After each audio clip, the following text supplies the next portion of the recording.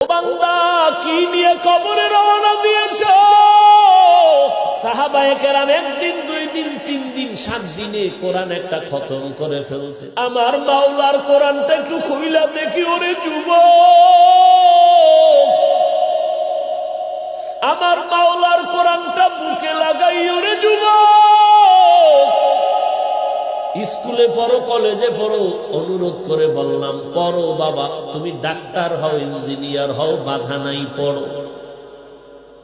School কলেজে পড়িয়া তুমি ইঞ্জিনিয়ার হও, প্রফেসর হও, ডাক্তার হও, কলিজা ভরে দোয়া করি পড়িও, ভালো ডাক্তার হও। তবে বেয়াদব হইও না, মানুষ যেন তোমার আচরণে কষ্ট না পায়। ভালো ডাক্তার হইয়া কবরে যা, আমরা দোয়া করব, মাটি দোয়া করবে, মুরব্বীরা দোয়া করবে।